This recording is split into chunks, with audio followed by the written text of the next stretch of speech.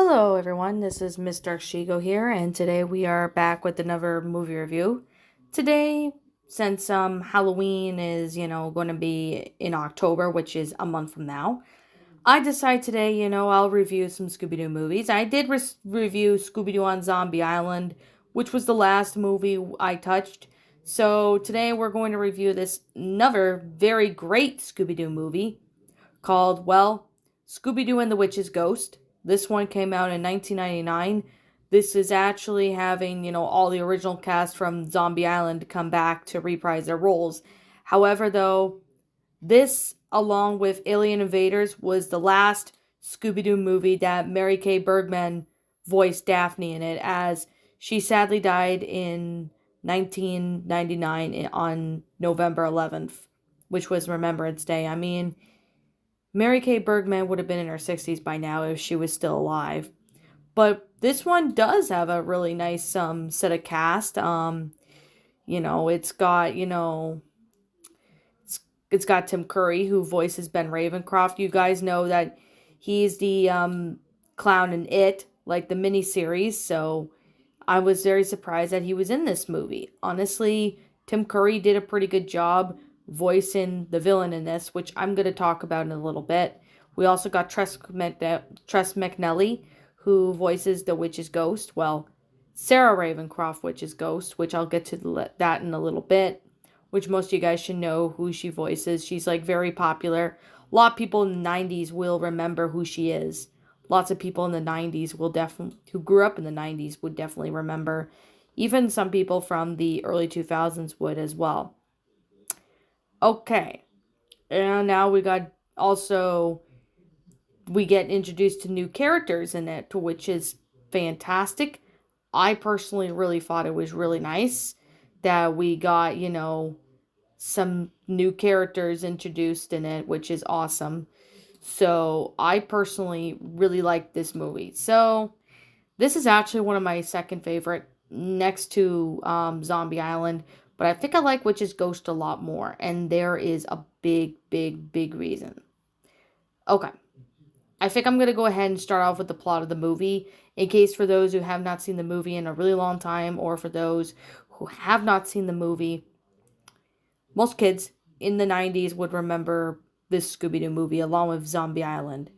So this movie is about Scooby and the gang. They go solve a mystery as usual.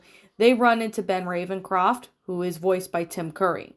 And he eventually reveals himself that he is a famous horror writer, which, of course, Velma Dinkley is a big fan of him. And, of course, that's when, Ben Ravencroft assists her and her Mystery Inc. gang in solving a case in a museum.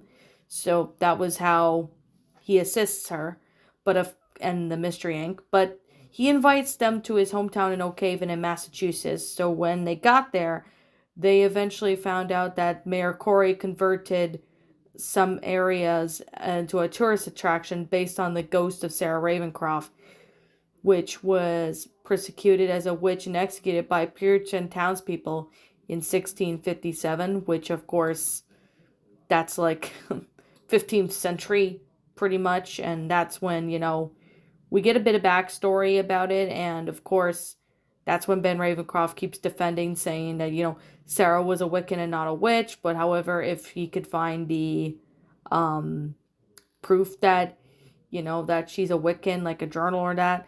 So the gang have to go find the journal. However, though, the gang then later on meets up with the Hex Girls, who happen to be, the Free Gothic Girls band. And as a kid, I've always liked the Hex Girls. I always liked them. They were like one of my favorite people, like gals I've ever seen. Now, I mean, I really wish we get more Scooby-Doo movies with the Hex Girls in them. Like, maybe they'll have a bigger part in it or something. But the only way we can get it is fan fiction. That's pretty much all we can really get at now. But if any more movies with the Hex Girls come up, and if it's good, I am definitely going to watch it. So, I mean, I'm a huge fan of the Hex Girls, you could definitely say. It's like a nostalgic band, because they've been around since Witch's Ghost. So, Honestly, I thought the villain in it was pretty epic. Like, he builds up. Like Baron Ravencroft, we all thought, he was a good guy at the beginning, and that starts up the plot, and that gets everyone thinking, oh, he's going to be the good guy.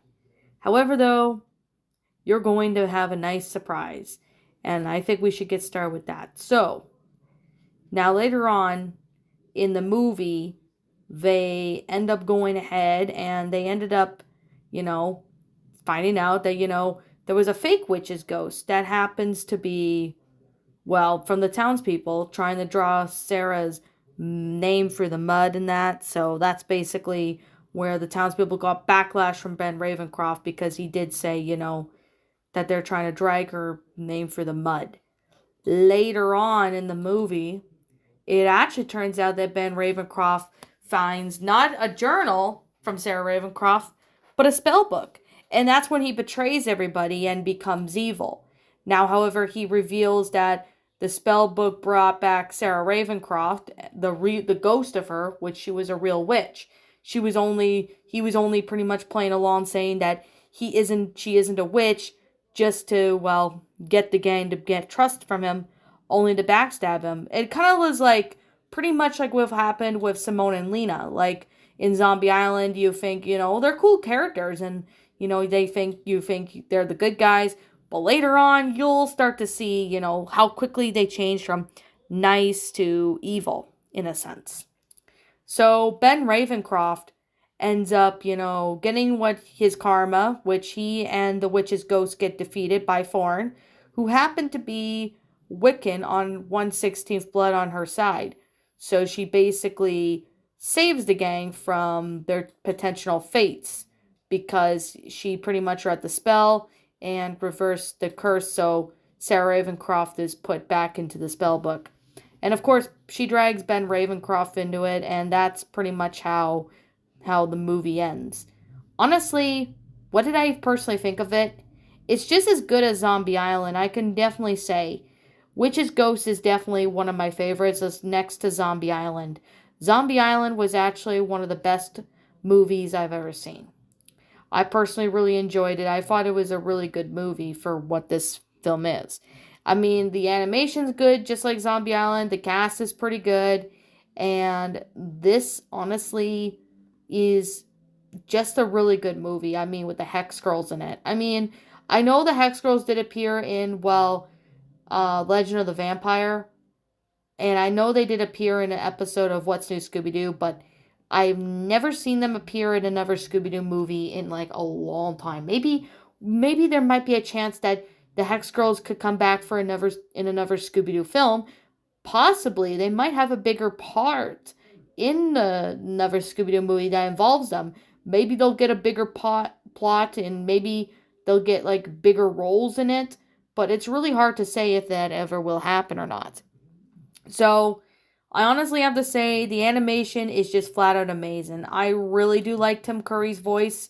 I thought it was pretty clever to have Tim Curry in it. I mean, Tim Curry, he also voices Nigel Thornberry in, well, the Wild Thornberrys series, which I haven't watched that show in ages, but Tim Curry actually plays pretty good characters. I mean, what I love about Tim Curry is that he's known for playing scary characters like the clown from It, and he also was in Home Alone 2, Lost in New York, as one of the hotel staff.